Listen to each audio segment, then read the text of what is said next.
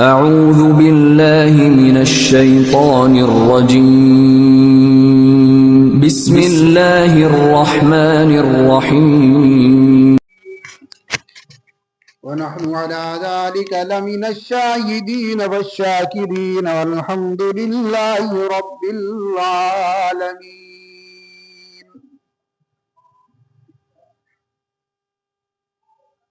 يا رب صل وسلم دائما أبدا على حبيبك خير الخلق كلهم. بلغ العلا بكماله كشف الدجى بجماله حسنت جميع خصاله صلوا عليه وآله. اللهم صل على محمد وعلى آل محمد كما صليت على إبراهيم وعلى آل إبراهيم إنك حميد مجيد. اللهم بارك على محمد وعلى آل محمد كما باركت على إبراهيم وعلى آل إبراهيم إنك حميد مجيد. رب اشرح لي صدري ويسر لي أمري واحلل عقدة من لساني يفقهوا قولي. رب اشرح لي صدري ويسر لي أمري واحلل عقدة من لساني يفقهوا قولي. رب اشرح لي صدري ويسر لي أمري واحلل عقدة من لساني يفقهوا قولي. رب زدني علما رب زدني علما رب زدني علما.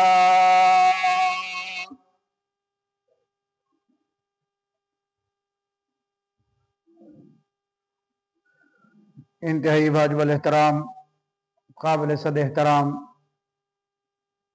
امت مسلمہ کے غیور بھائیوں، دوستوں، بزرگوں، اگر سن رہی ہوں گھروں کے اندر پردہ نشین عفت مآب اسلامی ماؤں بہنوں بیٹیوں، السلام علیکم ورحمۃ اللہ وبرکاتہ.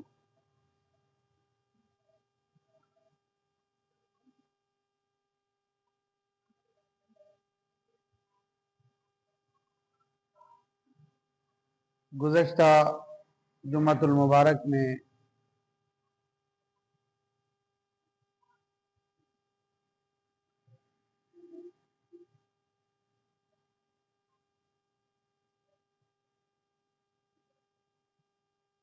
ہم نے معراج کے متعلق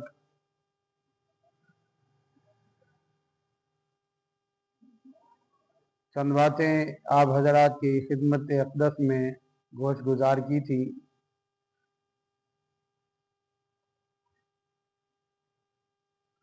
آج کی نشست میں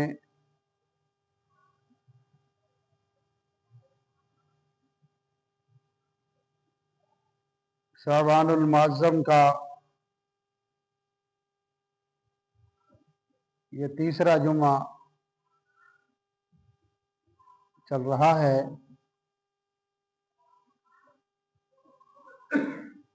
اس میں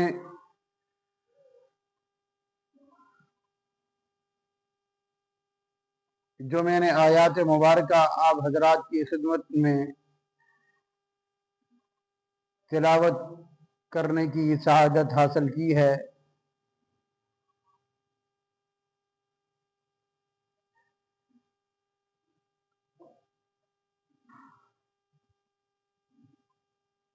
اللہ رب العزت سے دعا گو ہوں کہ اللہ کے عالم مجھے حق سچ کہنے کی توفیق نصیب فرمائے اور مجھے اور آپ سب کو اس پر عمل کی توفیق نصیب فرمائے۔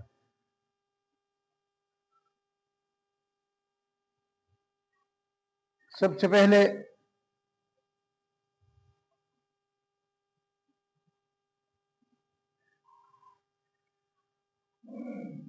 اسلام کی بنیاد اللہ تعالیٰ نے 5 چیزوں پر رکھی ہے۔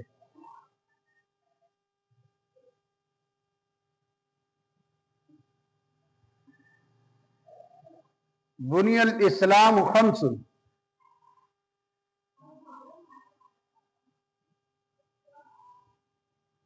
اشہد ان لا الہ الا اللہ واقام الصلاۃ وایتاء الزکاۃ وصوم رمضان وحج البیت من استطاع الیہ سبیلا۔ یہ 5 چیزوں پر اسلام کی عمارت کھڑی ہے۔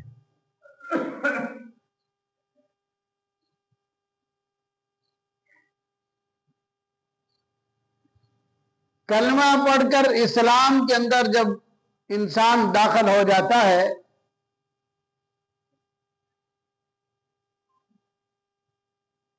اس پر نماز، زکوٰۃ،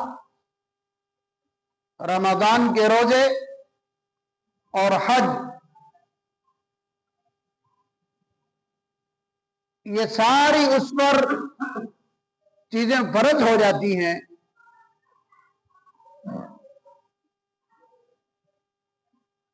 نماز کا طریقہ کار، نماز کے اوقات، زکوٰۃ کا طریقہ کار اور اس کے اوقات، رمضان کے روزے اس کا طریقہ کار اور اس کے اوقات،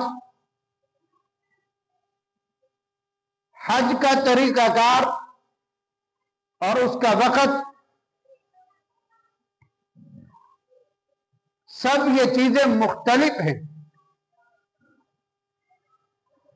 نماز 24 گھنٹے کے اندر 5 وقت پر اللہ تعالیٰ نے مسلمانوں پر فرض کی ہے۔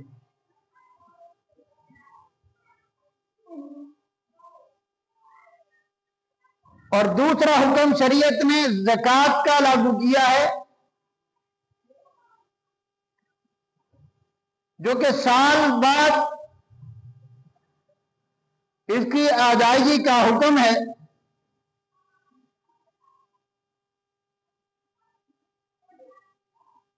پھر رمضان المبارک کے روزے ہیں، یہ بھی سال میں صرف 1 مہینہ، ان کے رکھنے کا حکم دیا گیا ہے۔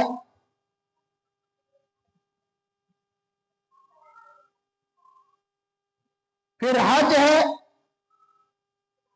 اور حج بھی سال میں 1 دفعہ ہوتا ہے، صرف اس شخص پر جو اس کی استطاعت رکھتا ہو،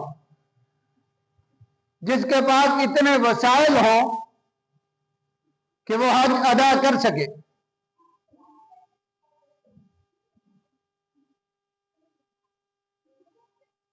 نماز اور زکوٰۃ جہاں بھی اللہ نے قرآن مجید کے اندر حکم ارشاد فرمایا ہے، یہ دونوں احکام اللہ نے اکٹھے ہی ارشاد فرمائے۔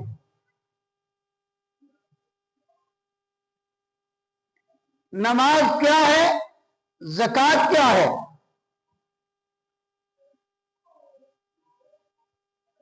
آج آپ حضرات کی خدمت میں زکوٰۃ پر چند باتیں عرض کروں گا۔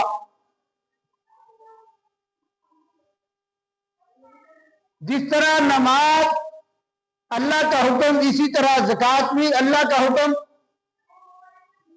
نماز کو چھوڑنے والا گنہگار ہے، فاسق ہے، فاجر ہے، اور اس کا انکار کرنے والا کافر ہے۔ اسی طرح زکوٰۃ فرض ہے، نماز کی طرح اس کا ادا نہ کرنے والا گنہگار ہے، فاسق ہے، فاجر ہے، اور اس کا انکار کرنے والا کافر ہے۔ رمضان المبارک کا بھی یہی حکم ہے کہ روزہ نہ رکھنے والا جس پر روزہ فرض ہو اور وہ روزہ نہ رکھے تو اس کا یہ گنہگار ہے، فاسق ہے، فاجر ہے، اس کا انکار کرنے والا دار اسلام سے خارج ہے، یعنی کافر ہے۔ حج کے لیے بھی یہی حکم کہ حج جس پر فرض ہو جاتا ہے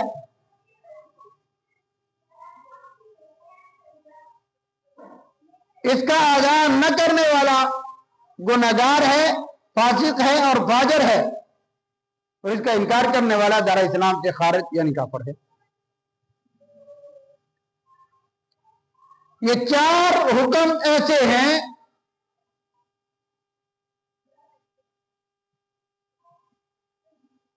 جو اللہ تعالیٰ نے انسان کے اوپر فرض فرمائے ہیں،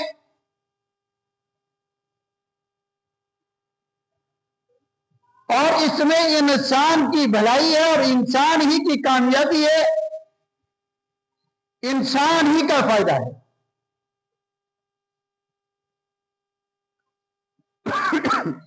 اگر ان کی ادائیگی نہیں کرے گا تو نقصان بھی انسان کا ہے، اللہ کا کوئی نقصان نہیں ہے۔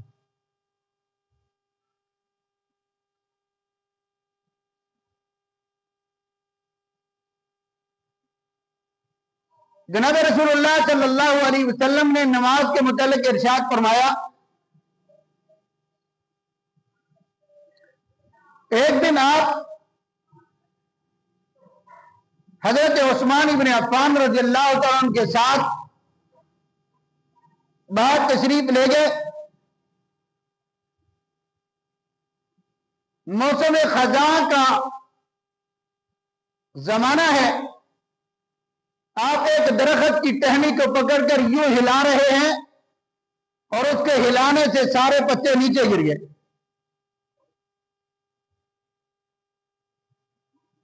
تو آپ صلی اللہ علیہ وسلم نے حضرت عثمان سے فرمایا، عثمان آپ نے پوچھا نہیں میں نے اس ٹہنی کو کیوں ہلایا؟ تو حضرت عثمان ابن عفان رضی اللہ تعالیٰ نے عرض کیا، یا رسول اللہ صلی اللہ علیہ وسلم، اللہ اور اس کے رسول بہتر جانتے ہیں۔ فرمایا کہ جب انسان 5 وقت نماز ادا کرتا ہے اس کے گناہ ایسے ہی جھڑتے ہیں جیسے یہ پتے درخت کی ٹہنی سے گر گئے۔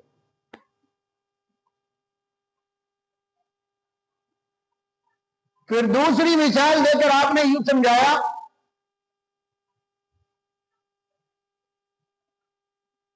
کہ انسان کے گھر کے سامنے کوئی نہر چل رہی ہو اور اس نہر کے اندر وہ گھر والا دن میں 5 دفعہ غسل کرے، نہائے، تو بتاؤ کیا اس کے جسم پر کوئی میل کچیل رہ جائے گی؟ تو عرض کیا، یا رسول اللہ صلی اللہ علیہ وسلم، 5 دفعہ نہانے والے کے جسم پر تو کوئی میل نہیں رہے گی۔ فرمایا کہ جو شخص 5 وقت یوں نماز ادا کرتا ہے اس کے جسم سے ساری میل کچیل گناہوں کی صاف ہو جاتی ہے، اس کے ذمہ ایک بھی گناہ نہیں رہتا ہے۔ بے اسی طرح انسان اپنے جسم کی میل صاف کرنے کے لیے نہاتا ہے، غسل کرتا ہے، کپڑے میلے کچیلے ہو جائیں تو ان کو دھوتا ہے، دھونے کے بعد ان کو صاف کرتا ہے، ان کی میل کچیل اتر جاتی ہے۔ بہن ایسے ہی انسان سارا دن تجارت کرتا ہے، مال کماتا ہے، دکانداری کرتا ہے، زراعت کرتا ہے، وہ جو میل اس کے مال کے اندر مکس ہو جاتی ہے، اس مال کو پاک کرنے کا طریقہ رب تعالیٰ نے زکوٰۃ کی صورت میں اتارا ہے۔ انسان اپنے جسم کو پاک کرے نماز کے ذریعے اور اپنے مال کو پاک کرے زکات کے ذریعے. دونوں کے پاک کرنے کا طریقہ رب تعالیٰ نے بڑے آسان طریقے سے سمجھایا ہے. اور پھر یہ حکم قرآن مجید میں ایک مرتبہ نہیں آیا. اگر ایک دفعہ بھی ہوتا تو ہمارے اوپر یہ فرض تھا اس کا ماننا اور اس پر عمل کرنا. اللہ تعالیٰ نے نماز اور زکات کا جو حکم ارشاد فرمایا 150 سے زائد مرتبہ قرآن مجید میں ارشاد فرمایا.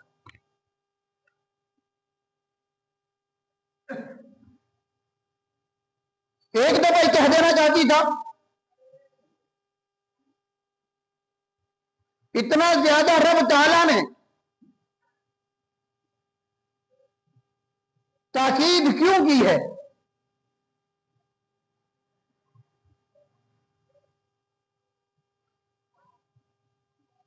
فرمایا کہ انسان اگر اپنے نظام زندگی کو اپنی تجارت زراعت اور کاروبار کو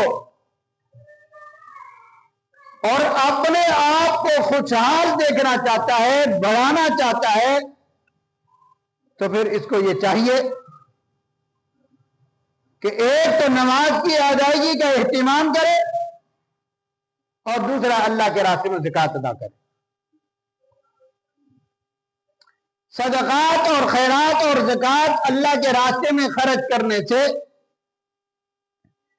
انسان کے مال میں اضافہ بھی ہوتا ہے اور برکت بھی آ جاتی ہے.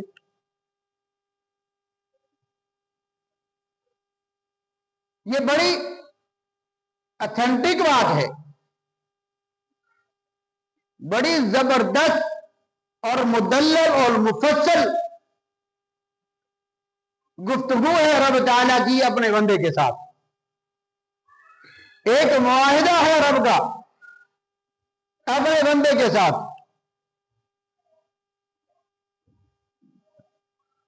نماز کے ادا کرنے پر انسان کے رزق میں برکت آتی ہے, انسان کی زندگی میں برکت آتی ہے, انسان کے معاملات خوشحالی کی طرف پیش رفت بڑھ جاتی ہے.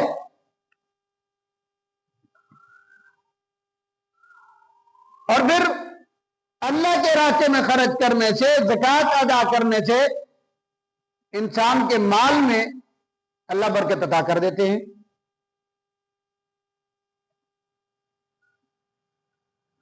یہ دنیا کے نظام کو چلانے کے لیے, دنیا کے نظام کو بہتر بنانے کے لیے اللہ تعالیٰ نے زکات کا نظام متعارف کروایا اور ساتھ یہ فرمایا یہ صرف آپ لوگوں کے لیے نہیں ہے, آپ سے پہلی جو امتیں آئیں ان پر بھی یہ زکات فرض تھی. حضرت عیسیٰ علیہ السلام کی قوم پر بھی زکات فرض تھی, موسیٰ علیہ السلام پر بھی زکات فرض تھی,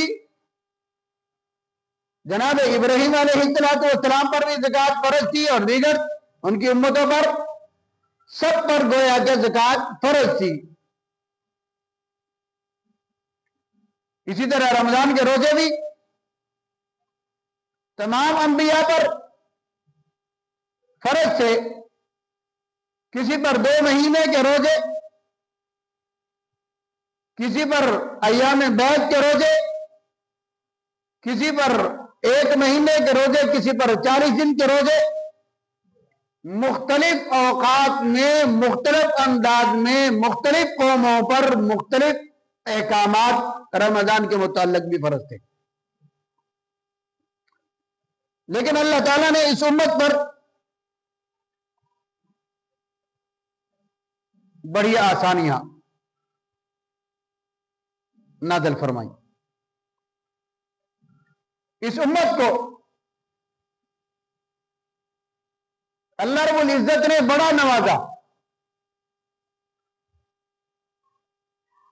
اور پھر بن مانگے ہی نوازتا رہا.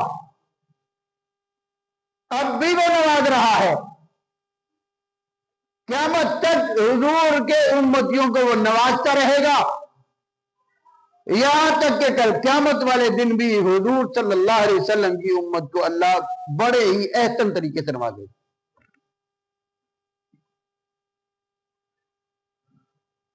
اس کا بڑا رحم و کرم ہوگا.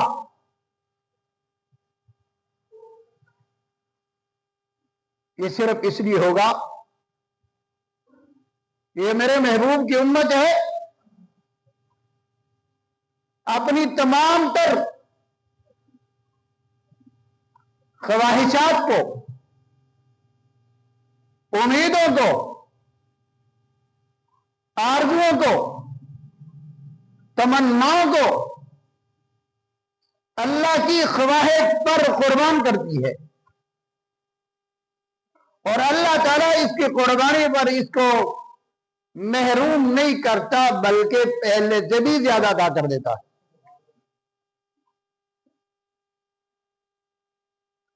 اس کی نوازش اور اس کی عطا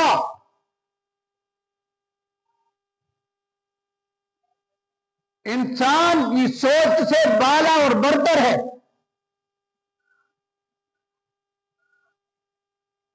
کہ جب انسان اللہ کے لیے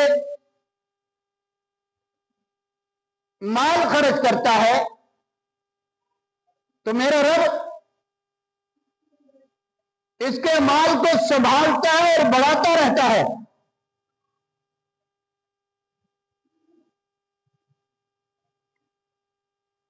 اور اتنا بڑھاتا ہے کہ کل جب وہ مال کی بدولت اس کو انعامات سے نوازا جائے گا،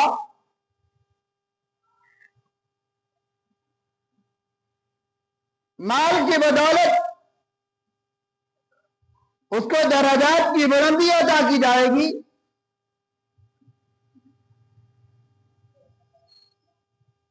تو پھر انسان اس وقت اس بات پر پچھتائے گا کہ کیوں نہ میں اس وقت اللہ کے دیے ہوئے مال کو اور زیادہ بڑھا کر لوگوں پر خرچ کرتا.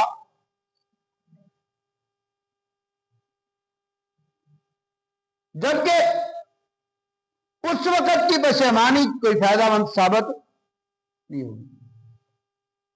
آج موقع ہے، آج اللہ نے تجھے مال دیا ہے اور تو اس میں سے خرچ کر.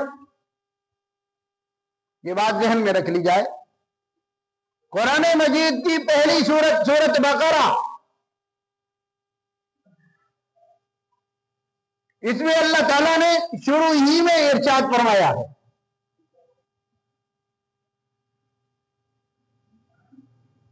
ذالک الکتاب لا ریب فیہ ھدی للمتقین. یہ کتاب جس میں کوئی شک نہیں،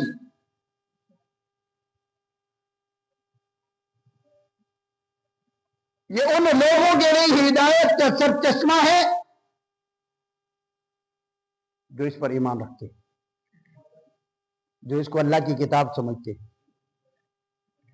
جو اس کو جناب رسول اللہ صلی اللہ علیہ وسلم پر اترنے والا اللہ کا کلام سمجھتے.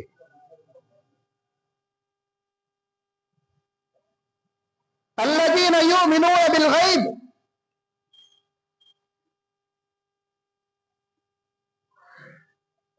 کہ ایسی چیزوں پر وہ ایمان رکھتے ہیں جو غیب میں ہیں، جو پوشیدہ ہیں، جو نظر نہیں آتی. اللہ کی ذات کو بھی نہیں دیکھا پھر بھی ایمان لایا کہ اللہ ہے. جناب رسول اللہ صلی اللہ علیہ وسلم کو نہیں دیکھا پھر بھی ایمان لایا کہ آخری نبی ہمارے حضرت محمد رسول اللہ صلی اللہ علیہ وسلم ہے.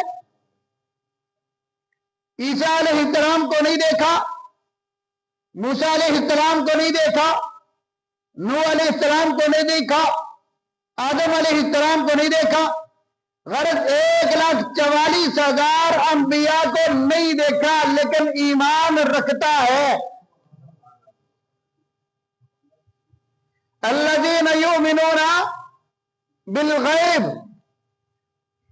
اب وہ پوشیدہ ہیں ہم سے، ہم اس دور میں نہیں ہیں جس دور میں وہ نبی تھے، اور اس دور میں بھی نہیں ہیں جس دور کے ہمارے نبی ہیں۔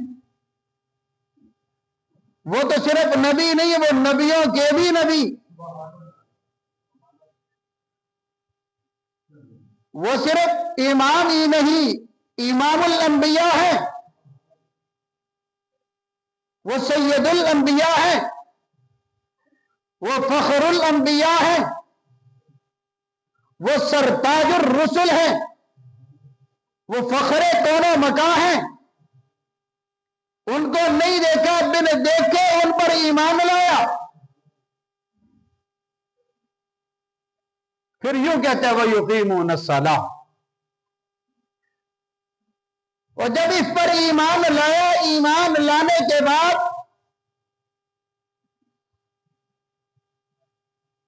اس کا عقیدہ یہ بنا رہا ہے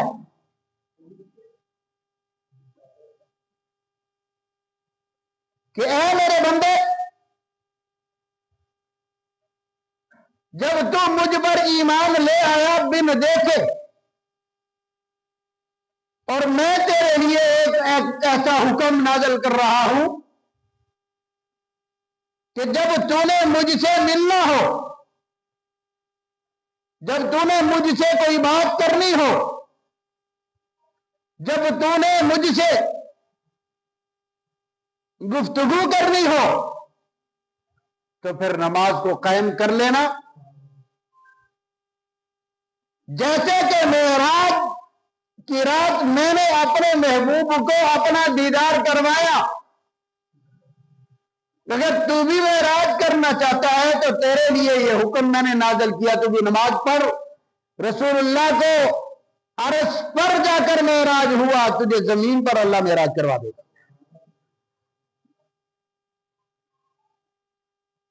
یہ آپ صلی اللہ علیہ وسلم کی برکات اور انوارات کی وجہ سے ہے کہ اللہ نے آپ کی وجہ سے آپ کی امت کو بھی اتنا نوازا۔ فرمائے کہ وَيُقِيمُونَ الصَّلَاةَ،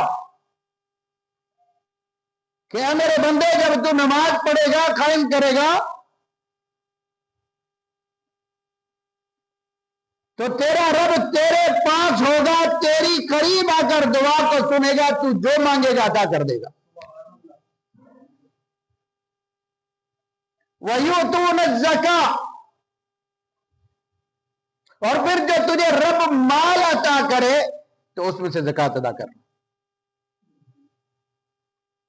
اس میں سے زکوٰۃ کو ادا کرنا۔ فرمائے کہ یہ جو کچھ مال دولت،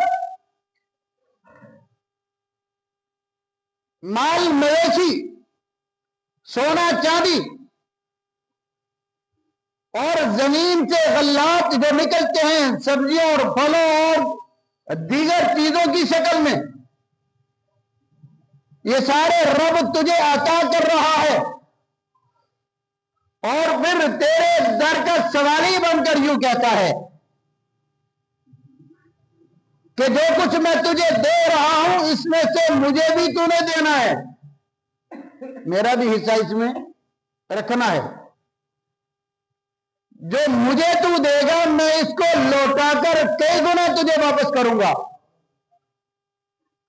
لیکن فائدہ اس میں تیرا ہے، میرا کوئی فائدہ نہیں۔ تیرے رشتہ دار تیرے مال میں حقدار ہیں، تیرے محلے والے تیرے اس مال کے حقدار ہیں، تیرے شہر اور بستی والے تیرے اس مال کے حقدار ہیں۔ جتنا تجھے مال ملا اس میں سے کچھ حصہ، سارا نہیں، سارا نہیں، کچھ حصہ مجھے دے دینا، ظاہراً تو کسی غریب کو کپڑے پہنائے گا، ظاہراً کسی کو تو کھانا کھلائے گا، ظاہراً کسی کو تو جوتا پہنائے گا، ظاہراً تو دنیا داروں کو، انسانوں کو خوش کرے گا، حقیقت میں یہ مجھے دے رہا ہے۔ جب تو میرے لیے کسی کو خوش کرے گا، کسی انسان کو خوش کرے گا، اس کے عطا کرنے سے رب خوش ہو جائے گا۔ جب رب خوش ہو جائے گا، اس کی برکت سے اللہ تجھے جنت کا اعلیٰ مقام عطا کر دے گا۔ فرمایا مثال دے کے سمجھاتا ہوں، مثل الذین ينفقون اموالهم فی سبیل اللہ، ہم مثال دے کے سمجھانا چاہتے ہیں بندے، ان مزاروں کو دیکھ جو زراعت کرتے ہیں، زمین میں ہل چلاتے ہیں، کھیتی باڑی کرتے ہیں، بنجر زمین میں ہل چلایا اور ہل چلانے کے بعد اس میں بیج بو دیا، ایک بیج بویا کمثل حبۃ انبتت سبع سنابل فی کل سنبلۃ مئۃ حبۃ، کہ ایک کے بدلے میں تجھے 700 دانے میرے رب عطا کرنے والا۔ بیج ایک لگایا اور اس کے بدلے میں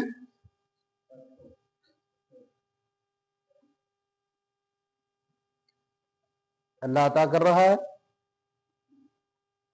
اور پھر کیسے کیوں عطا کر رہا ہے؟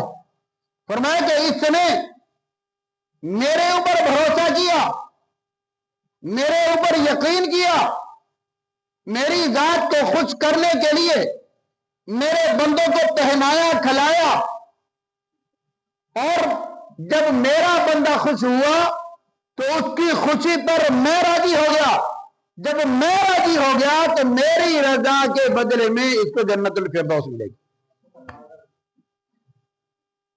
اس کو جنت کے وہ اعلیٰ محلات عطا ہوں گے، جنت کی اعلیٰ منزلیں اور درجات اور باغات اس کو ملیں گے، جو اس کی آنکھ نے دیکھے نہیں، جو اس کے کان نے سنے نہیں۔ ایسی نعمتیں میرا رب عطا کرنے والا ہے۔ کب؟ جب تو میرے بندوں کو خوش کرے گا۔ آج ہمارے معاشرے کے اندر اس زکوٰۃ کے کنسپٹ کو ہمارے مسلمان قبول کرنے کے لیے تیار نہیں، وہ اس کو ٹیکس سمجھتے ہیں کہ اللہ نے ٹیکس لگا رکھا ہے۔ میرا رب یوں کہتا ہے کہ جب تم میرے لیے خرچ کرو گے، تم ایک خرچ کرو گے بدلے میں 700 دوں گا۔ کتنے دوں گا؟ 700 دوں گا۔ پھر رب نے ایک محدود اندازے کے مطابق انسان کو لالچ دیا ہے کہ میرے بندے صرف 700 ہی نہیں بلکہ اضعافاً کثیرہ کا لفظ کہہ کر لمٹ اللہ نے ختم فرما دی اور فرمایا ان لمٹ میں تجھے عطا کروں گا، اتنا عطا کروں گا کہ جس کی حادی کوئی نہیں، جس کی گنتی کوئی نہیں، جو شمار میں نہیں آتا۔ ذرا تو دے کر تو دیکھ، پھر دیکھ تیری زندگی میں برکت نہ کر دوں تو پھر کہنا، تیرے مال میں برکت نہ ڈال دوں تو پھر کہنا، تیرے اسی مال میں تیرے لیے کفایت نہ کر دوں تو پھر کہنا، تیرے لیے تیرے پیٹ کو سیر نہ کر دوں تو پھر کہنا۔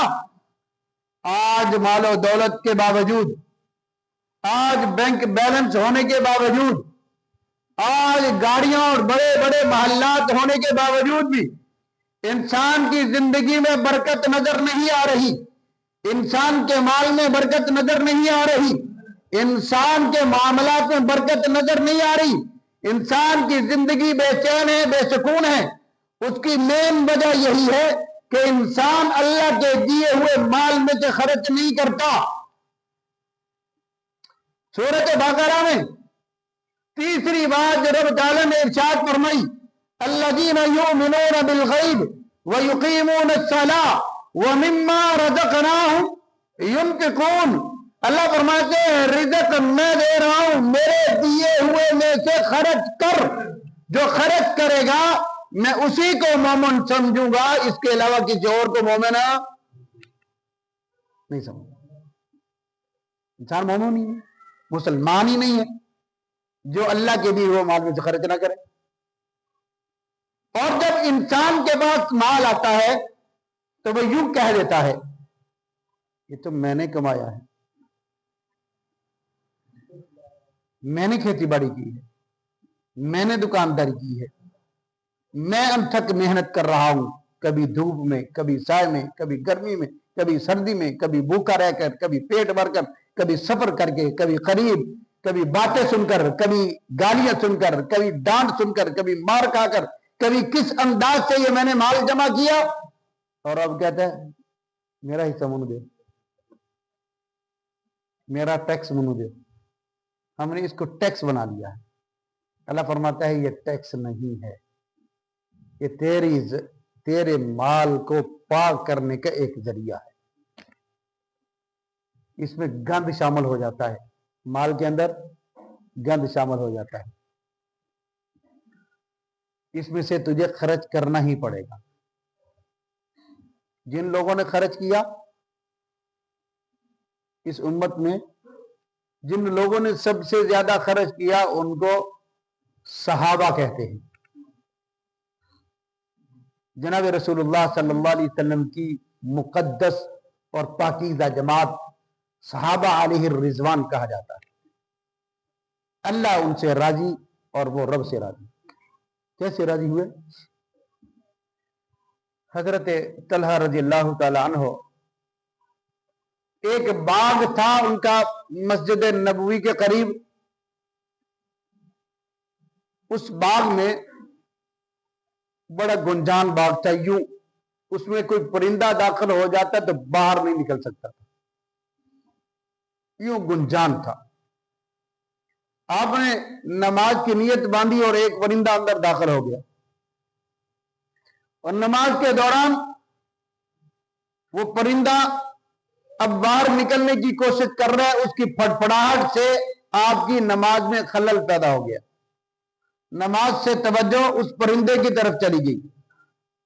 سلام پھیری، سلام پھیرتے ہی آپ نے یہ نیت کر لی کہ اس باغ کی وجہ سے میرا دھیان ادھر ادھر چلا گیا، اس باغ کی وجہ سے اللہ سے غافل ہو گیا، اس باغ کی وجہ سے میری توجہ اللہ سے ہٹ گئی ہے. اے اللہ میں تجھے اس بات کا وعدہ کرتا ہوں اب یہ مال، یہ باغ میں نہیں رکھتا، تیرے راستے میں وقف کرتا. سارا باغ صدقہ کر دیا، سارا باغ صدقہ کر دیا. باغ وہ جس باغ کی وجہ سے نماز میں دھیان نہ رہا، صدقہ کر دیا. مجھے اس باغ کی ضرورت ہی نہیں جس باغ نے مجھے اور میرے رب کے تعلق کو توڑا. میں وہ مال رکھنا ہی نہیں چاہتا جس مال کی وجہ سے میرے اور رب کا تعلق خراب ہوا. اتنے حساس وہ لوگ، تو میرے رب نے اس طلحہ کو وہ مقام عطا فرمایا. جنگ احد میں جناب رسول اللہ صلی اللہ علیہ وسلم جب میدان جنگ میں لڑنے کے لیے تلوار ہاتھ میں لے کر خود بنفس نفیس میدان میں ہیں، تو حضور نے ارشاد فرمایا جو میری حفاظت کرے گا میں اس کو اپنے ساتھ جنت میں لے کر جاؤں گا. دشمن حملہ آور ہے. حضرت طلحہ رضی اللہ تعالیٰ عنہ جناب رسول اللہ صلی اللہ علیہ وسلم کے چہرے انور کے بالکل سامنے ہے. دشمن حضور پر وار کر رہا ہے، تیر چلا رہا ہے، تو جناب حضرت طلحہ رضی اللہ تعالیٰ عنہ نے حضور صلی اللہ علیہ وسلم کے چہرے انور کے سامنے یوں ہاتھ کر دیا کہ جو بھی تیر آئے میرے آقا کی طرف نہ جائے، طلحہ کے بازو پر لگے، طلحہ کے ہاتھ پر لگے. یوں ہاتھ کھڑا ہے، ایک ہاتھ میں 70 تیر لگ گئے لیکن ہاتھ نیچے نہیں آیا، اوپر ہی کھڑا رہا. ہاتھ نیچے نہیں آیا. کہا یہ کٹ تو سکتا ہے رسول اللہ کی خاطر,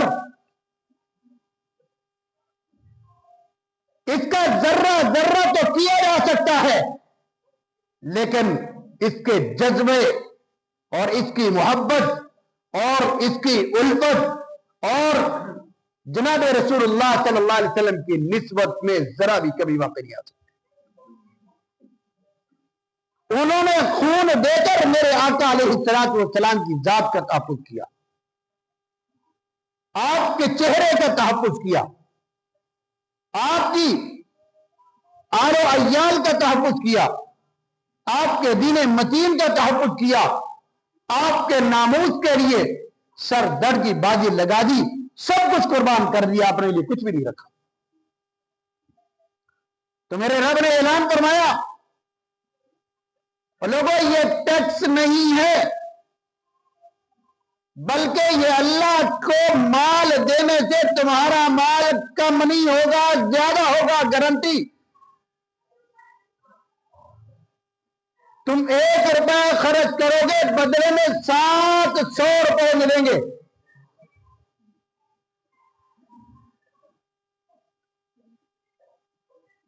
انسان کے اخلاص کے مطابق اللہ تعالیٰ کرتا ہے. جتنا اس کے اندر اخلاص ہوگا اتنی ہی کوانٹٹی اللہ بڑھاتے ہیں یا کم کرتے ہیں. اخلاص نہیں ہے تو وہ دینے کا فائدہ بھی 1 روپے کا بھی فائدہ نہیں. حضرت علی رضی اللہ تعالیٰ عنہ نے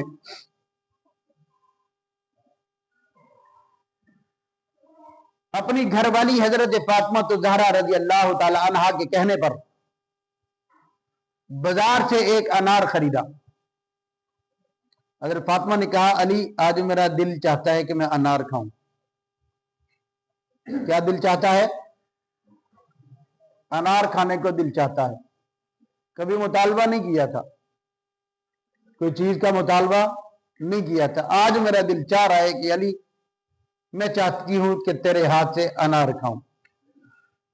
حضرت علی چلے گئے, بازار سے انار خریدا, اور جب انار خرید کر واپس گھر کی طرف پلٹے تو راستے میں ایک مانگنے والا آ گیا. کہا کہ اللہ کے نام پر مجھے دے دو. میرے پاس کچھ نہیں تھا, یہ انار تھا, میں نے وہ انار جو فاطمہ کے لیے خریدا تھا میں نے اس کو دے دیا. کیا کیا؟ انار اس کو دے دیا. پریشان ہو گئے.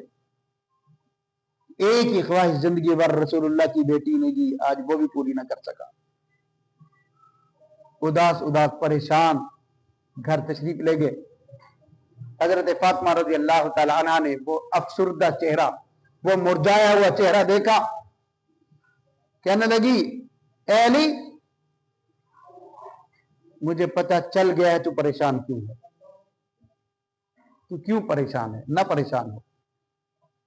میں نے زندگی میں ایک خواہش تجھ سے کی تھی کہ مجھے انار کھانے کو دل کر رہا ہے, دے دو. آپ لے کر آ رہے تھے, راستے میں فقیر ملا, آپ نے اس کو دے دیا. میں اس پر اتنا خوش ہوئی, اتنا خوش ہوئی کہ اللہ نے میری خواہش دنیا میں نہیں آخرت میں پوری کرنی ہے. ابھی یہ گفتگو چل رہی تھی, دروازے پر دستک ہوئی.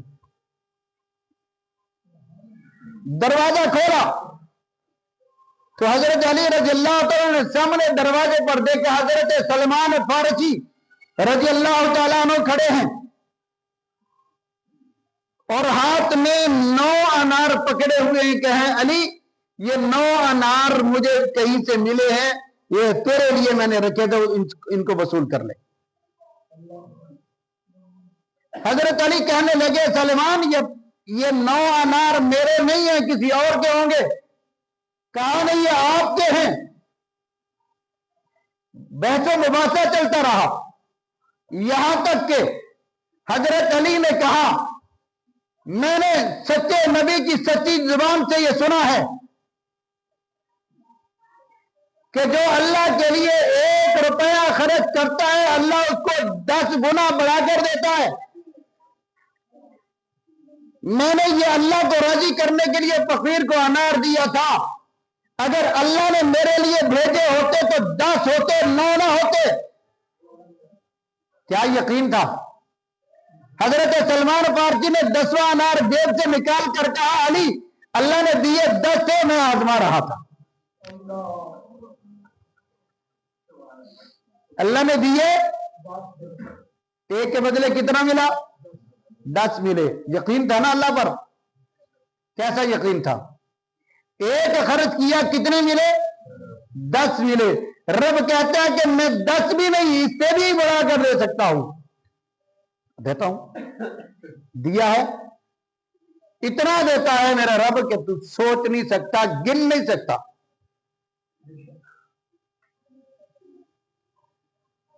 اب ہم اللہ کے راستے میں خرچ کرنے سے اتنا ڈرتے ہیں کہ کہیں مال کم نہ ہو جائے۔ مال کی کمی کے ڈر کی وجہ سے ہم خرچ نہیں کرتے۔ یقینوں کی کمی ہے۔ یقین بناؤ اللہ بھوکا پیاسا نہیں ہے، اللہ میرے مال کا محتاج نہیں ہے۔ اللہ کہتے ہیں جو تمہارے پاس مال آیا دے میں ہی رہا ہوں، میں نے ہی مطالبہ کیا ہے کہ انسانیت کی فلاح بہبود کے لیے میرے ان غریب فقیر لوگوں پر خرچ کرو، اس کے بدلے میں میں تمہیں عطا کروں گا، تیرے مال کو اور بڑھا کر عطا کروں گا۔ تیرا مال پاک ہو جائے گا، تیرا مال پاک ہو جائے گا اور زیادہ ہو جائے گا۔ اللہ کے راستے میں خرچ کرنے کی وجہ سے اگر تو یہ سمجھتا ہے کہ مال کم ہو جائے تو کل قیامت والے دن جو مال آپ نے اللہ کے راستے میں خرچ کیا مجھ سے گن گن کر لے لینا، ایک کے بدلے میں تیرے اخلاص کے مطابق میں تجھے عطا کروں گا۔ اخلاص تھوڑا ہوگا تو 2 عطا کروں گا، زیادہ ہوگا تو 7 عطا کروں گا، اور زیادہ ہوگا تو 10 اس کے بدلے میں عطا کروں گا، اور زیادہ ہوگا تو 20 عطا کروں گا، اور اخلاص زیادہ ہوگا تو کئی گنا بڑھا کر تجھے عطا کروں گا، تو شمار ہی نہیں کر سکے۔ پھر وہاں تو جنت میں جانے سے پہلے یہ کہے گا کاش میں اور اللہ کے راستے میں خرچ کرتا۔ یہ پھر وہ پشیمانی کام اب ہے موقع خرچ کرنے کا۔ سال میں 1 دفعہ ہمارے اوپر زکوٰۃ فرض ہے، اس مال پر جو ہم نے سال کے شروع میں کمانا شروع کیا، کماتے کماتے کماتے ہم نے بینک بھر دیے، اور وہ بینک بیلنس ہمارا 1 سال بینک میں رہا، یا ہمارے پاس کسی ایسی جگہ پر ہم نے جمع کر کے رکھا جس پر سال گزر گیا، اس پر میں زکوٰۃ مانگتا ہوں، اس پر زکوٰۃ ہے، اس کے علاوہ زکوٰۃ نہیں۔ 1 لاکھ کے پیچھے کتنی یاد ہے؟ میرے خیال زکوٰۃ دی ہوتی تو یاد ہوتا، زکوٰۃ ہم دیتے ہی نہیں، پتہ ہی نہیں کتنی دینی ہے۔ 1 لاکھ کے پیچھے 2500، 2500 روپیہ۔ 1 لاکھ کے پیچھے کتنی زکوٰۃ فرض ہے؟ 2500۔ یاد رکھنا یہ مسئلے ضروری ہیں جو میں آپ کو بتا رہا ہوں۔ یہ زکوٰۃ کا مہینہ ہے، ہم شعبان میں یا رمضان میں زکوٰۃ نکالتے ہیں، یہ ان کی طرف ہماری توجہ نہیں جاتی، یہ بہت ضروری ہے۔ ہمارے گھروں کے مسائل اسی وجہ سے بنے ہوئے ہیں کہ ہم زکوٰۃ نہیں دیتے۔ حضرت میاں مسعود صاحب رحمۃ اللہ علیہ خانپور کے اندر ایک بہت بڑے اللہ والے گزرے، یہ بات میں بعد میں کروں گا، پہلے آپ کو مسئلہ سمجھا دوں۔ زمین پر عشر ہے، جو زمین آپ کاشت کرتے ہیں اس میں کیٹیگریاں اللہ نے بنائی ہیں۔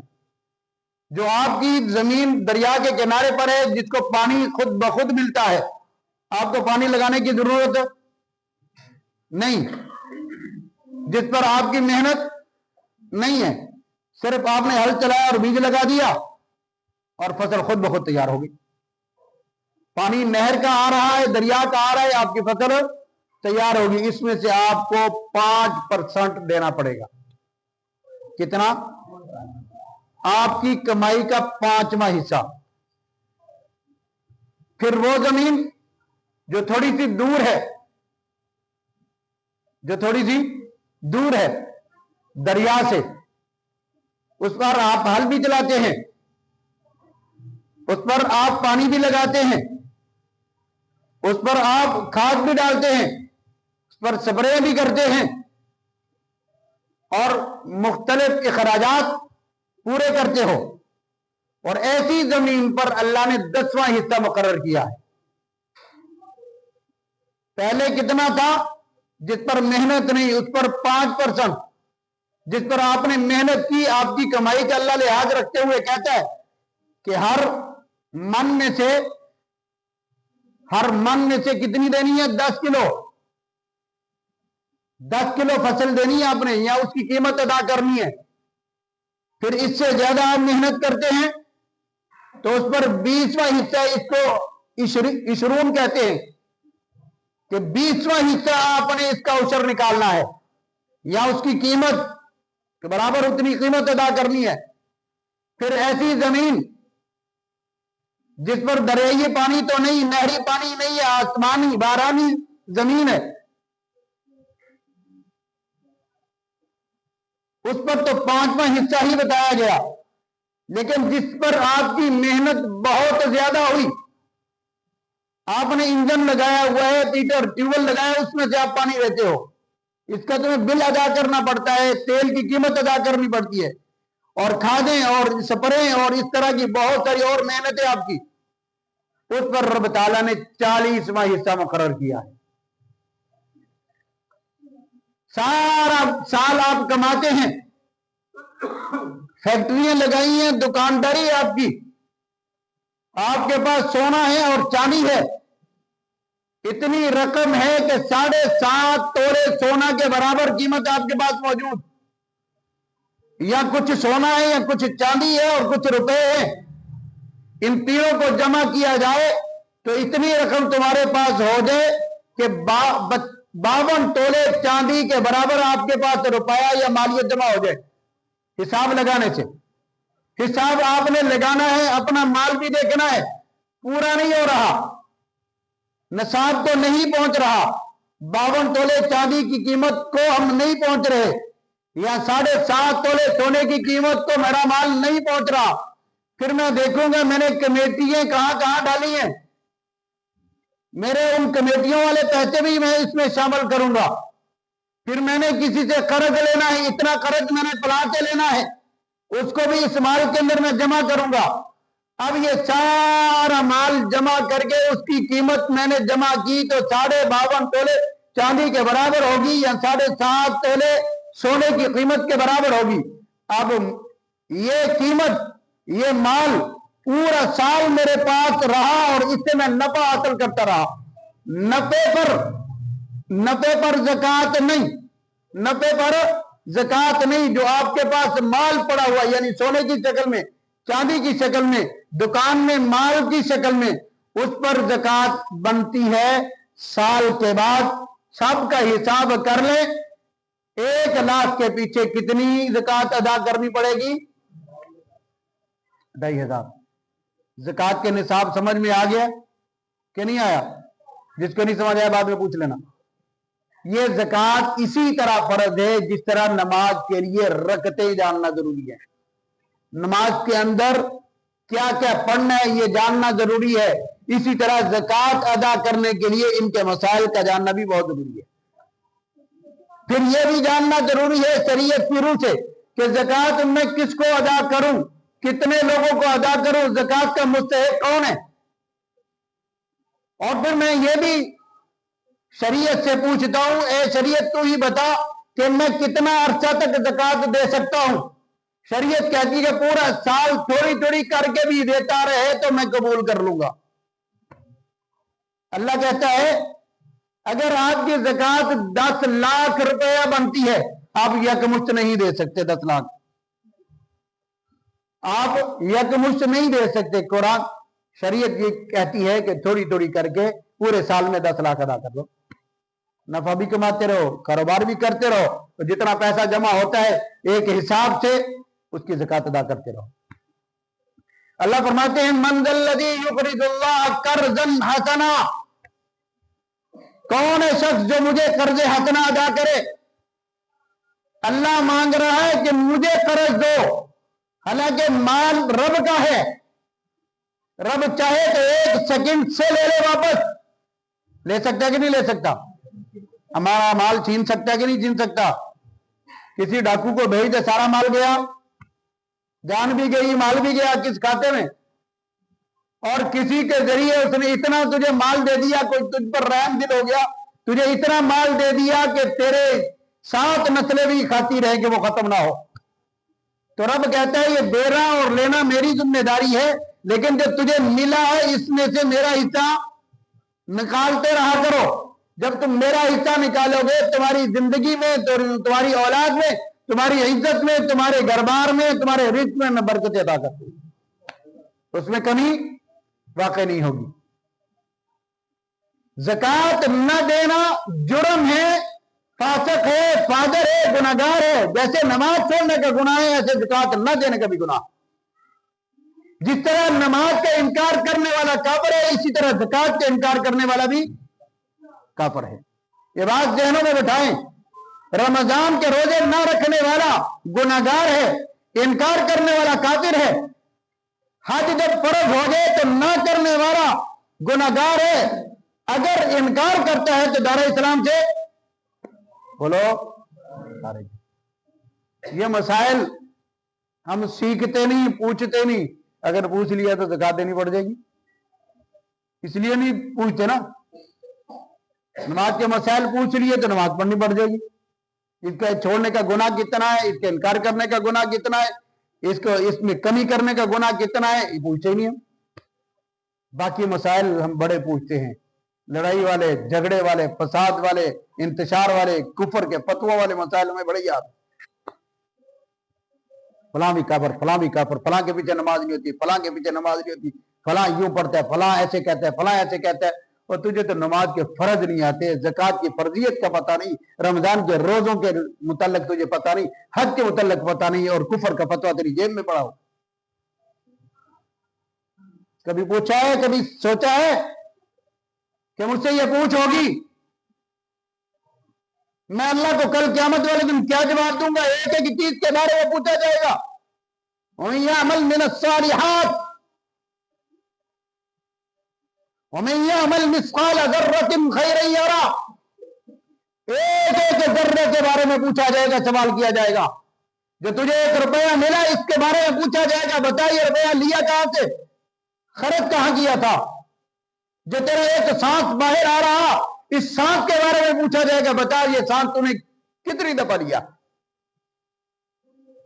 کئی لاکھ مرتبہ یہ سانس میرا منہ سے نکلتا ہے اور اندر جاتا ہے. کبھی اس کی قیمت ادا کی ہے ہم نے؟ ابھی تجھے وینٹیلیٹر پہ لگا دیا جائے، 1 گھنٹے کا 1 لاکھ روپیہ لیتے ہیں. نہیں لیتے ہاسپٹل والے؟ وہ مصنوعی سانس لگا کے تجھ سے لاکھ روپیہ لیتے ہیں. میں اس رب پر کیوں نہ قربان جاؤں جس نے مجھے 24 گھنٹے میں کئی لاکھ مرتبہ سانس دیا، کئی دفعہ نکالا، قیمت نہیں مانگی تجھ سے. سانس نکالنے کی مجھے قیمت دو. بتاؤ ایسا کوئی بادشاہ، ایسا کوئی غنی ہے؟ تجھے چلنے کے لیے تجھے پاؤں دیے، پکڑنے کے لیے ہاتھ دیے، دیکھنے کے لیے آنکھیں دی، بولنے کے لیے زبان دی، سننے کے لیے کان دیے، ذائقہ چکھنے کے لیے، سونگنے کے لیے تجھے ایک ایک نعمت سے نوازا. کبھی اس نے قیمت مانگی تجھ سے؟ وہ صرف یہ کہتا ہے کہ میں جو مال تمہیں دے رہا ہوں وَمِمَّا رَزَقْنَاهُمْ يُنْفِقُونَ، اس میں سے میرے بندوں پر خرچ کیا کرو. میں صرف اتنا کہتا ہوں میرے بندوں پر خرچ کیا کرو. نہیں خرچ کرو گے تو میں پکڑوں گا، 1 روپے کا حساب لوں گا. وہ حساب دینا انسان کے بس کی بات نہیں. اللہ کی قسم جس دن رب نے روک لیا حساب کے لیے، کوئی حساب نہیں دے سکے گا. 1 روپے کا حساب نہیں دے سکے. 1 روپے کا، 1 پیسے کا روپیہ تو بڑی دور کی بات. وہ 1 سانس کا حساب نہیں دے سکتا. میرے رب نے تیری آنکھ کی حفاظت کے لیے 2 فرشتے مقرر کر رکھے ہیں. تو اپنے دروازے کے اوپر چوکیدار بٹھائے گن دے کر تجھے اس کا معاوضہ دینا پڑے گا، ماہانہ تنخواہ دینی پڑے گی، کھانا دینا پڑے گا. میرے رب نے 2 چوکیدار میری صرف آنکھ کی حفاظت کے لیے بٹھائے ہیں. باقی پورے جسم کے لیے کتنے بٹھائے ہوں گے؟ جو میری حفاظت کر رہے ہیں. رب ان کی قیمت نہیں مانگتا, ان کی تنخواہ نہیں مانگتا. وہ کہتے ہیں جو میں نے تمہیں دیا اس میں سے زکات ادا کرو. سمجھ آ رہی ہے بات کی نہیں آ رہی؟ اوپر سے گزر رہی ہے. یہ زکات اللہ کا حکم ہے. بینک میں جا کر ایک فارم لے کر ہم اس پر لکھ کے آ جاتے ہیں میرے مذہب میں زکات نہیں ہے لہذا میں زکات نہیں کٹواؤں گا. بتاؤ وہ مسلمان رہ گیا؟ بولو. سین کر کے آ گیا ہے کہ میرے مذہب میں زکات فرض نہیں ہے. تھا وہ سنی اور لکھ کے آ گیا کہ میرے مذہب میں زکات نہیں. وہ دارا اسلام سے کتنی زکات تھی؟ سود کھا رہے, سود کھا رہے, اللہ کا حق نہیں دے رہا. حرام اپنی جہنم, اپنی پیٹ کو جہنم سے بھر رہا ہے, آگ سے بھر رہا ہے. قرآن نے کہا, اللہ کے نبی معراج کی رات جب تشریف لے گئے, اللہ نے حضرت جبرائیل کی ڈیوٹی لگائی میرے محبوب کو دکھاؤ ایسے لوگ. دیکھا حضور نے کہ کچھ لوگ ہل چلا رہے ہیں زمین میں اور فصل ایسے تیار ہوئی, اس فصل کی تیاری کے بعد اس کو کاٹا گیا اور آگے سے کاٹتے جا رہے ہیں, پیچھے سے فصل اگتی جا رہی ہے, فوراً تیار ہو رہی. حضور نے پوچھا یہ کیا ہے؟ فرمایا کہ اللہ کے حبیب یہ وہ لوگ ہیں جو دنیا میں اللہ کا مال کھاتے ہیں اور اللہ کے راستے میں خرچ کرتے ہیں, اللہ فوراً ان کو واپس کر رہا, اللہ فوراً دے رہا. فرمایا اللہ کے محبوب آؤ ذرا میں آگے بھی آپ کو دکھا دوں. حضور نے دیکھا کہ سونا چاندی تپایا ہوا ہے, اس کے زیورات تپائے ہوئے آگ کے اندر, وہ تپا کر یوم یحما علیہا فی نار جہنم فتقوی بہا جباہہم وجنوبہم وظہورہم ھذا ما کنزتم لانفسکم فذوقوا ما کنتم تکنزون. اس دن قیامت والے دن جہنم کے اندر یہ سونا چاندی تپا کر ان کے چہروں کو داغا جائے گا, ان کی پشتوں کو داغا جائے گا, ان کو کہا جائے گا کہ یہ مجھے کیوں دلایا جا رہا. وہ سونے چاندی خود بول کر کہیں گے یہ وہی سونا ہے جس کو تو سنبھال کر رکھتا تھا, میں وہی چاندی ہوں جس کی تو زکات نہیں دیا کرتا تھا, میں وہی تیرا مال ہوں جو تو اللہ کے راستے میں خرچ کرنے میں بخل دکھاتا تھا. تو کہتا تھا یہ میں نے کمایا, یہ میری محنت کی کمائی ہے, یہ میرے باپ کی کمائی ہے, میں دکان پر سارا دن بیٹھ کے کماتا رہتا تھا, میں زمین پر ہل چلا کر میں نے اس مال کو جمع کیا تھا, یہ فصل جمع کی تھی. اللہ اکبر. وہ کہے گا کہ تو اس وقت دنیا کے اندر سانپ بن کے بیٹھا ہوا تھا, اب تیری سزا رب نے یہ مقرر کی ہے کہ جب تک اللہ چاہے گا تجھے جلاتا رہے گا, جب تک اللہ چاہے گا. دوسری حدیث میں آیا ہے کہ بھئی یہ سونے اور چاندی سانپ کی شکل میں اس پر مسلط کیے جائیں گے, وہ دوڑے گا بچے گا سانپ سے. سانپ کہے گا کیوں دوڑتا ہے, میں وہی تیرا سونا, میں وہی تیری چاندی, میں وہی تیرا مال جو اللہ کے راستے میں تو خرچ نہیں کر رہا تھا, آج رب نے مجھے سانپ کی شکل بنا کر تیرے پیچھے لگا دیا ہے اور تجھے ڈستا رہوں گا, تجھے کاٹتا رہوں گا. ایسا وہ سانپ ہے, ایسا وہ زہریلا سانپ ہے. حدیث پاک کے اندر آتا ہے کہ اگر وہ سانپ زمین پر ڈنگ مار دے, اگر وہ سانپ زمین پر ڈنگ مار دے تو ساری روئے زمین کا سبزہ جل کر راکھ ہو جائے. وہ زکات نہ دینے والے کو ڈنگ مارے گا. یہ اسی کا اپنا مال ہے, اسی کی اپنی جائیداد ہے جو ہڑپ کر کے بیٹھا ہوا, آستین کا سانپ بن کے بیٹھا ہوا. اس لیے وعدہ کرو کہ اللہ جتنا تو نے مال دیا یا دینا ہے مجھے خرچ کرنے کی توفیق دے, میرے دل کے اندر دوسروں کی محبت پیدا کر دے, فقیروں کو دینے کی استطاعت اور جذبہ اللہ پیدا کر دے. میرے آقا صلی اللہ علیہ وسلم, آخری بات کر کے بات کو ختم کرتا ہوں کیونکہ رمضان آ رہا ہے, یہ مسائل بتانے ضروری ہے. ہمارے پاس وقت ہوتا نہیں, ہم پوچھتے نہیں ہیں, موقع ملتا ہے ہم بھی چاہتے ہیں کہ ان کو سب بتا دیں, نہ چاہتے بھی ہم آپ کو بتا رہے ہیں. آخری بات کہ اللہ کے راستے میں خرچ کرنا یہ میرا حکم نہیں ہے. کس کا حکم ہے؟ نماز کس کا حکم ہے؟ اللہ کا حکم ہے. اور زکات دینا کس کا حکم ہے؟ 150 سے زائد مرتبہ اللہ نے قرآن کے اندر کہا ہے کہ زکات ادا کریں, اور پھر بھی ہم نہ ادا کریں. कोशिश करेंगे इंशाल्लाह।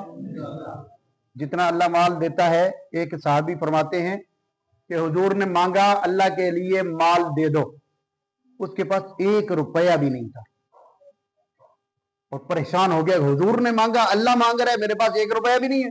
गया करीब में यहूदी का एक बाग था, उसको कहा कि यार मुझे मजदूरी पर रख लो, मैं तेरे बाग को पानी दूंगा और इसके बदले में मुझे क्या देगा? उसने कहा जी मैं 2 या 3 किलो खजूरें दूंगा। उसने 3 दिन उस बाग को पानी दिया और पानी देकर 2-3 किलो खजूरें ली और खजूरें लेकर हुजूर की खिदमत में हाजिर हो गया। अल्लाह की तरफ से वही नाज़िल हुई, जाओ जिब्राइल, इस बेचारे की खजूरों को, ये जो ढेर लगा हुआ ना हुजूर के पास जमा किया हुआ, इसके ऊपर यूं बखेर दो ताकि ये थोड़ी नहीं ज्यादा लगे, ताकि ये ज्यादा लगे। अल्लाह को इतनी पसंद आई है, इतनी पसंद आई है, ए महबूब मेरी तरफ से ऐलान कर दो, अल्लाह ने इसके नामा अमाल में जन्नत लिख दी, ये जन्नती हो गया है चंद खजूर पर। मेरे पास तो कितना माल होता है, फिर भी नहीं देता। उसके पास नहीं था, मजदूरी करके अल्लाह के नबी को खुश किया। किसको खुश करने के लिए? अल्लाह और उसके रसूल को खुश करने के लिए काफर के बाग को पानी देकर उसने खुश किया। किसको? अल्लाह और उसके रसूल को। हमारे पास सब कुछ है फिर भी हम खर्च नहीं करते। अल्लाह हम सब के दिलों के अंदर खर्च करने का जज्बा पैदा फरमा दे और सही जगह सोचकर देख कर खर्च करें ताकि आपका माल जाया ना हो जाए। ठीक है, करेंगे। अल्लाह ताला हम सबको अमल की तौफीक अता फरमाए। व आखिर दावाना अनिल हम्दुलिल्लाहि रब्बिल आलमीन।